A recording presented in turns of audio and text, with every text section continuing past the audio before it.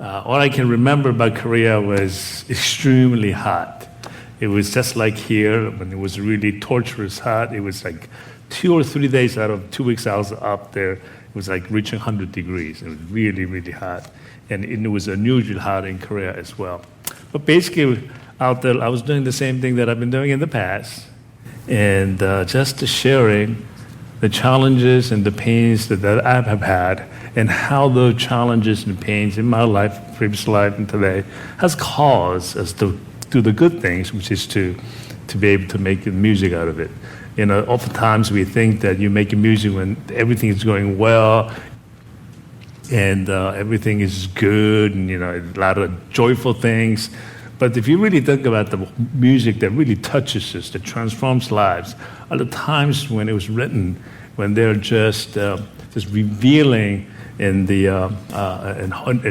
Christ Jesus what He has done for them during that tough times. And that's basically what I share, whether it's 5 people, whether it's 10,000 people, it doesn't really matter. That's what we do. The question really then is, who is Jesus? Okay, I don't have to collect your thoughts, but I know that most of the time when people ask, who is Jesus, we tend to say, well, He's Son of God. He was carpenter. Things like that. However, if you really, really think about it, what made Jesus to be on the go? What made Jesus do what He did during His lifetime here? It was really about Him wanting to, His higher goal being to save. That's what drove Him to the things that He has done. He didn't remind Himself constantly to the people that, hey, I'm Son of God. He didn't say, hey, I'm just carpenter. No, He says, I came here to save. And when He had that purpose in His life, everything else came in place to describe what the saving nature was. The Bible basically talks about, and we're on this series called Make Music of the Heart.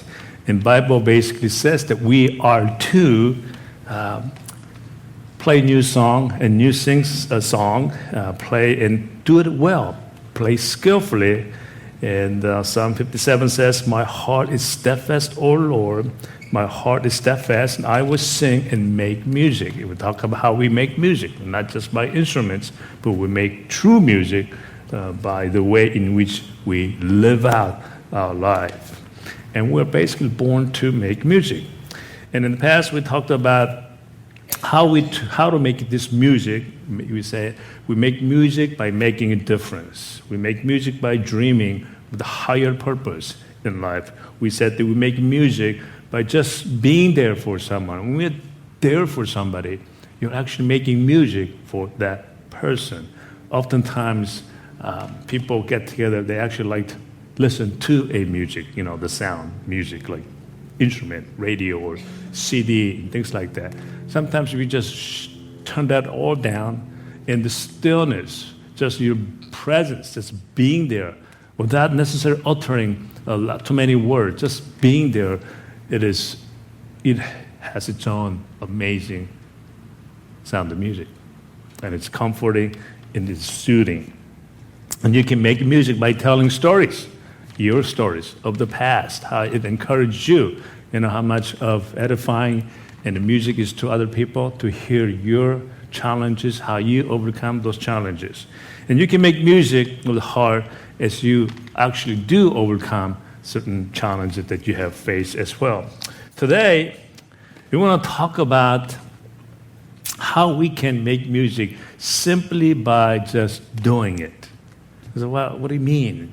Well, life is about doing, meaning Jesus came to save. That's what He was doing, to save. He didn't put Himself as, I am Son of God, and you ought to be like me. He didn't say He was just come and just say, I want you to respect me as Son of God. None of that thing was His life. When he was living His life, when He was doing His life, He was simply focusing on one verb, and that was to save. And when you do that, when you do that kind of way in which you to live, you're beginning to engage in life. And when you do that, you become, instead of being static in life, you become dynamic. And you're constantly becoming active. So James 2:18 through 20 says, "But someone will say that you have faith and I have works. Show me your faith without your works, and I will show you my faith by what I do. You believe that there is one God, you do well. Even the demons believe and tremble. But do you want to know? Do you really want to know today, you foolish man, that faith without work is dead?" Now, when you first became a Christian, we didn't emphasize on this. When you first became Christians, well, we kind of put this kind of aside. You don't become saved by works. It's free gift. So we just emphasize free gift and free gift. You don't have to do anything to be saved. That is 100% and totally true.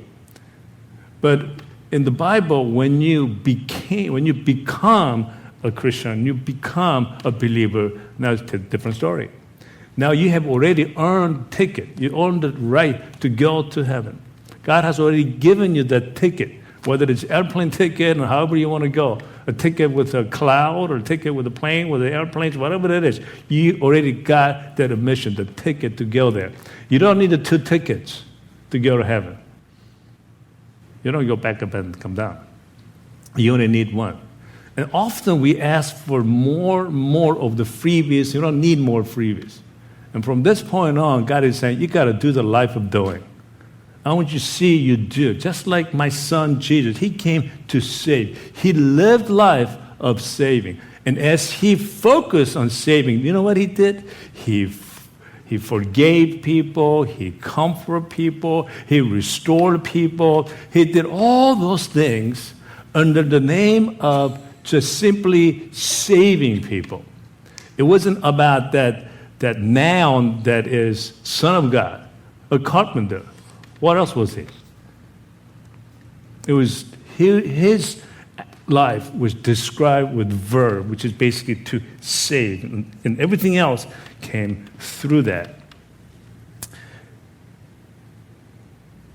About a couple months ago, we won a big project for a design project. I know I mentioned it on a different context, and it's for Under Armour. I didn't know what it was because I'm not really into this fashion or sports of fashion. I just wear whatever people gave me in Christmas time. They gave me some clothing, and it's got a little logo that says, what is it? Polo. Oh, okay, that's good. I just wear that. And whatever it is, I just wear them. I don't really go to shopping. And I knew about Nikes because it's so powerful. Just do it, just Nikes. And there's Under Armour. And Tommy was like really big deal. I said, what's Under Armour? Well, everybody knew what Under Armour was. And Under Armour is just basically the competitor to Nike's. Nike has like $17 billion business, whereas Under Armour is like a fraction of that. So they have this big dream of becoming so big, they have the potential of becoming big. And they're building a brand new headquarters in Baltimore area, and we won the commission to do the design for like 5,000 space, a parking facility with chill plants and all that wonderful stuff that goes with it. What I found out as I was researching about the firm,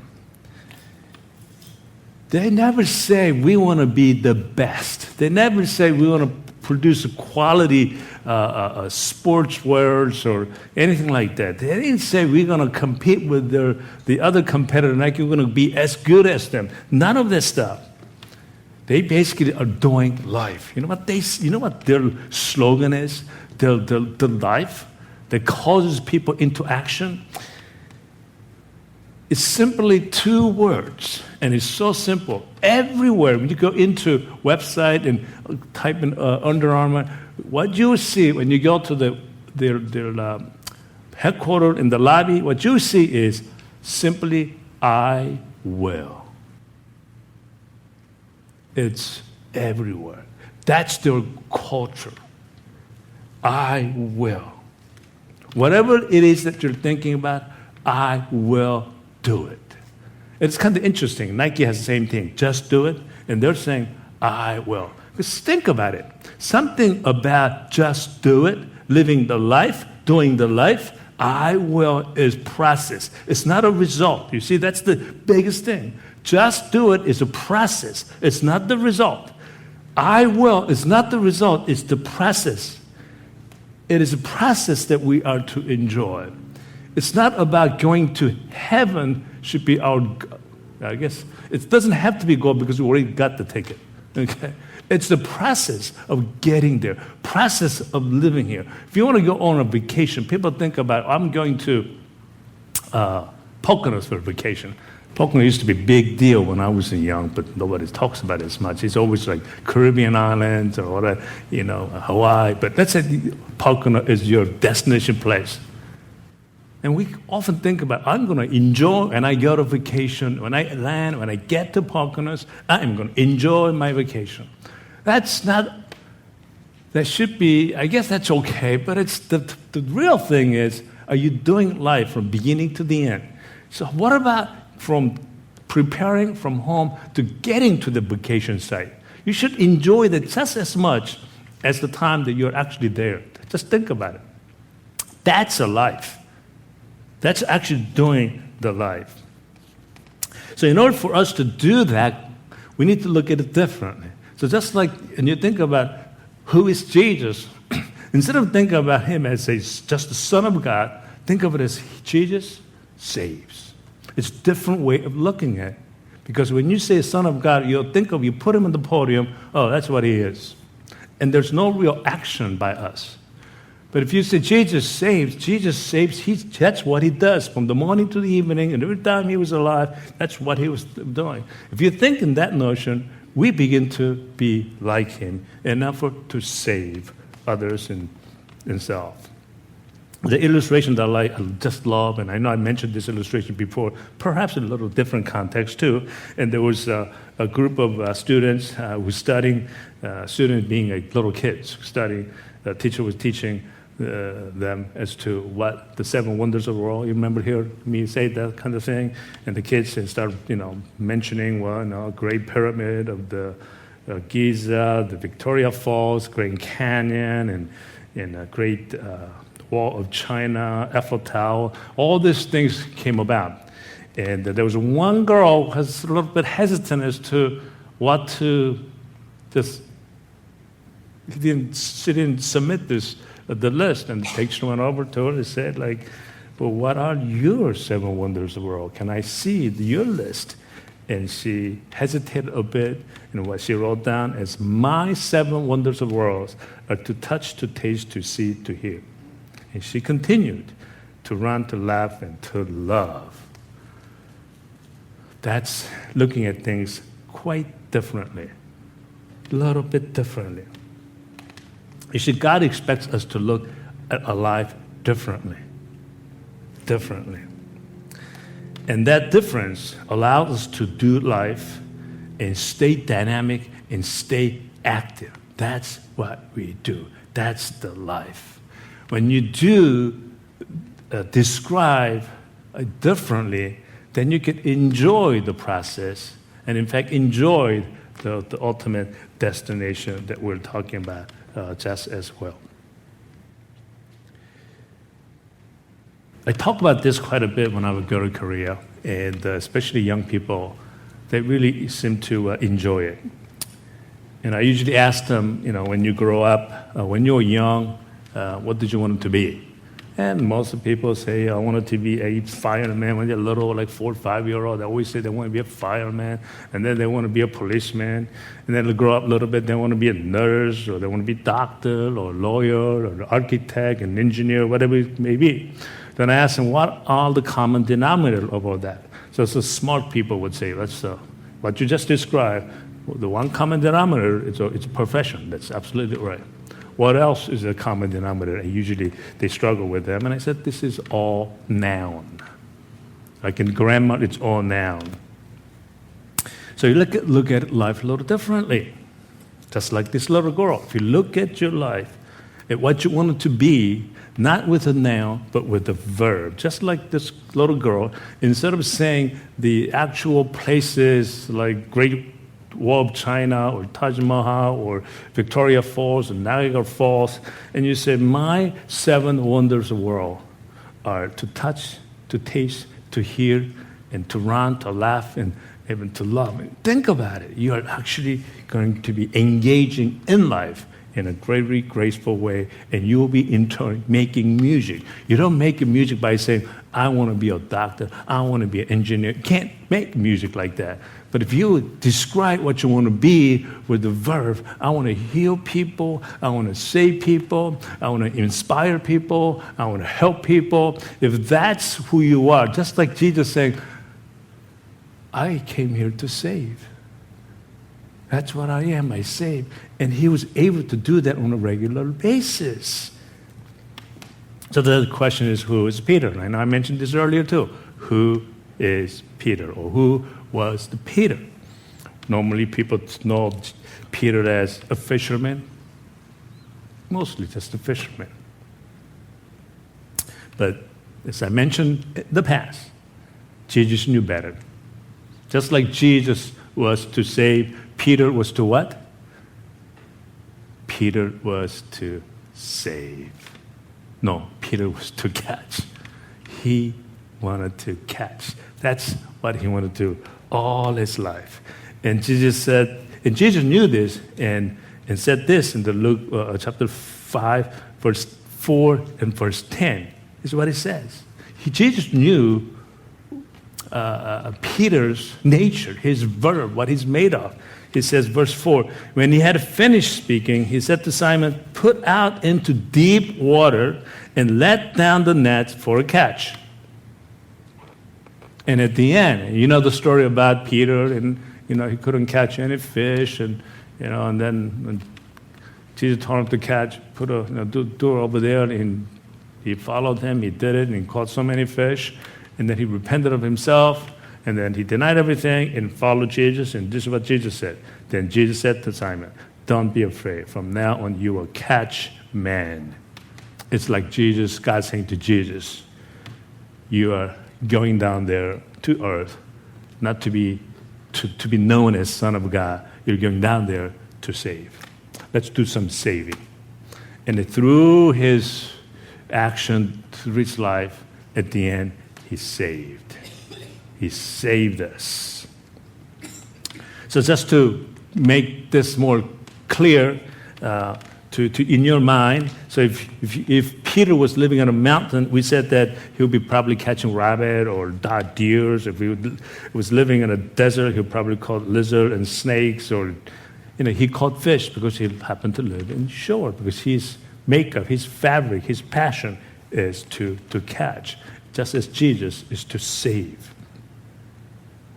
Because the verb is a process. It's an action. It's a dynamic. It's doing life.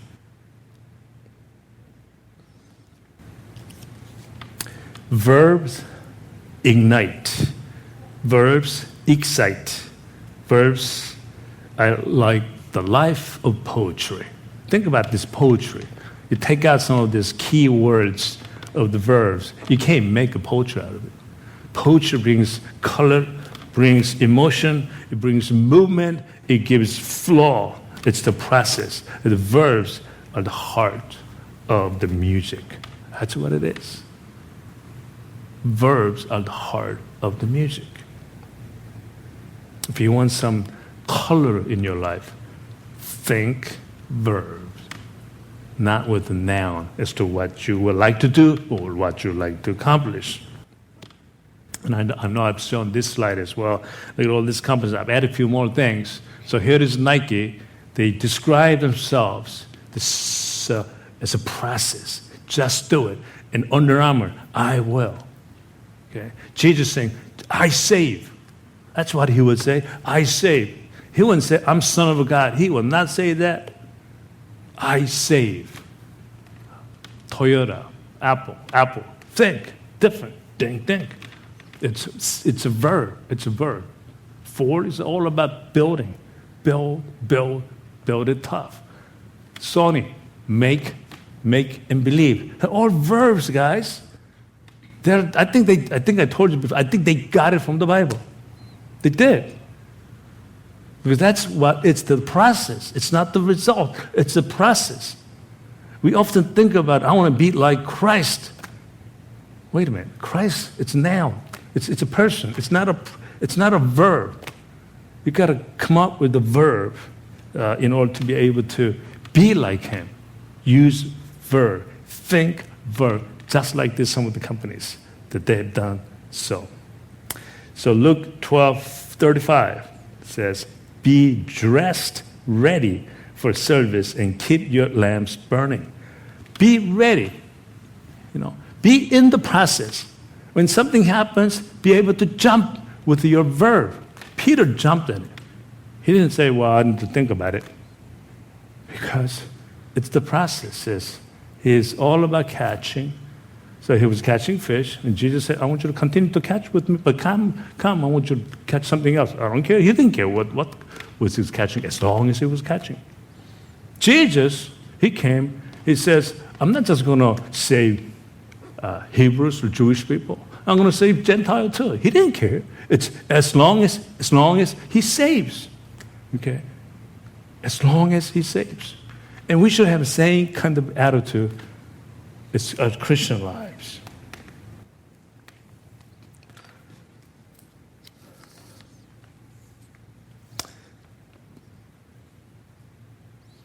So let's look at Psalm 23, verse 1 through 4. It's the Bible verses that we all know. It's a Bible verse that comforts us so much when we're going through difficult times or distress. I was in the hospital waiting for a heart transplant many years ago. Everybody, whether they were believer, whether they were Christian, they were Jew, they all cite this psalm together. When someone is called for heart transplant, everybody's excited and they're glad for each other, and we all gather, about 17 to 18 people. We all gather in one place and we hold our hands. Whether they believe it or not, we cite this or pray this Psalm 23. Psalm 23 is music, guys. It's a poetry and it's music. And it's like this, the Lord is my shepherd, I shall not be in want. He makes. I highlighted the verbs. He makes. That's the process. It makes things happen. It's doing life. He makes me lie down in green pastures. He leads me beside quiet waters. He restores my soul. He guides me in path of righteousness. He guides on a daily basis. It's a process. Even though I walk through the valley of the shadow of death, I will fear no evil. For you are with me, your rod and your staff, they comfort me. There is no way that we could have this poetry, have this music, if we take out this verb out of this context. These verbs gives the color, gives the emotion, gives the true comfort, gives that what we need to do on a daily basis to be comforted through our God. Living a life where the verbs cause us to make music.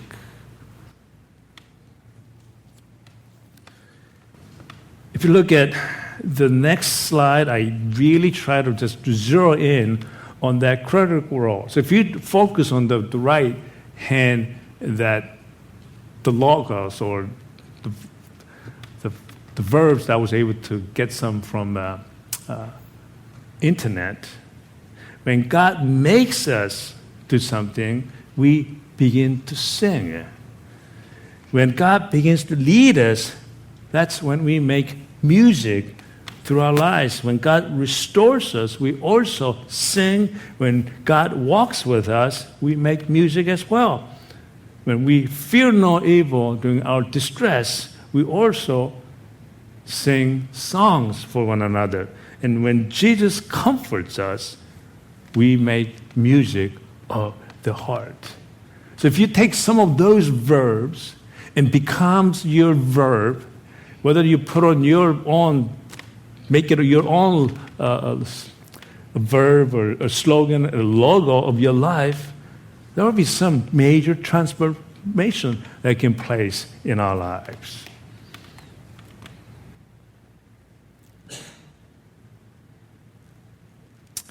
First Peter 1:13 says this, therefore, prepare your minds for action. Be self-controlled. Set your hope fully on the grace to be given you when Jesus Christ is revealed. Prepare your minds for action. If you describe as what you want to be with a noun, it's difficult for as humans to use that as a process of living a life. But if you use verbs to engage yourself, you have already then prepared your minds for action. And when you sing, when you make music, using the verbs, you're doing the life, you're putting it into action, and you're doing the work.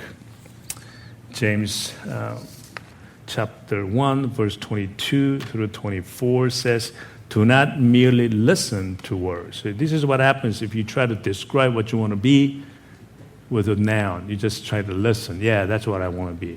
Yeah, that's what I want to be. Yeah, I want to be like Christ. Yeah, I want to be a superstar, whatever the case may be. You begin to listen. I've seen so many people, they just love to listen. They love to go to revivals. They love to go to seminars. They love to go to lunch and learns, but they don't gain anything because they don't put it into action. It's not a process for them. Do not merely listen to the word and so deceive yourself. That's what you end up doing. Do what it says. Anyone who listens to the word but does not do what it says is like a man who looks at his mirror. No, he looks his face in a mirror, and after looking at himself, goes away and immediately forgets what he looks like. So let's do life by doing, by using verbs to define our actions. Let's do life. And when we do life with the verbs, that's when we make music. Just like that little girl. Let's define faith, not with noun, but with the verbs. In a conclusion, let's go back to that illustration, little girl. All the little kids said, my 7 wonders of the world are all these big places describing with a noun, whether it's Victoria Falls, Niagara Falls, Taj Mahal, Eiffel Tower, all that Grand Canyon. And there's one girl describing my 7 wonders of the world are all the verbs to see, to taste, to hear, to touch, to run, to laugh, and to love. And you ask yourself, who do you think will be doing the life? Who do you think will be living life of doing? Who do you think will be loved? Who do you think will be pleased by God? Who do you think will succeed in life? There is no question it's that girl who's going to make life more successful. And there are going to be more people attracted to this girl. There's no question this girl is going to have more impact on other people. In fact, not only she can taste, touch, she will be touching, impacting so many people, even if she's a little young, to when she becomes grown up, because that's her life. It's like Jesus saves. And that's Jesus' verb. He came to save. In doing so, he lived a full life with verbs that describes what saving is all about. And he did all the other things under saving with other verbs, just like Psalm, just using different verbs to edify, to comfort, to encourage. And Jesus, his logo, and if he was wearing his shirt, Jesus, and he would say, I save. And his action were things like, I sacrifice, I forgive, I love, I comfort, I lead, and I walk. And the list goes on and on and on. That's the kind of life that we ought to be living, that we know that will please God as well. So let's pray. Father in heaven, we thank you so much for the words that you give to us. It was always there. We just need to look at our life a little bit differently. We looked at our life with our plans, our action plans, with the goal of the future. And those things are good. We ought to continue to do that. But you have asked us to live this life on a daily basis as a process, to enjoy each and every moment. In order for us to do that we need to embrace the colorful, the flowing nature of the verbs that brings about in our life. Help us to use words like make, lead, restore, guide, walk, and comfort.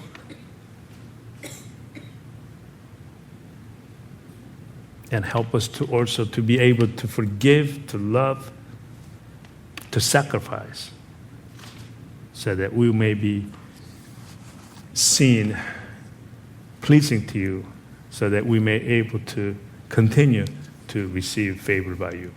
We thank you and pray this in Jesus' name. Amen.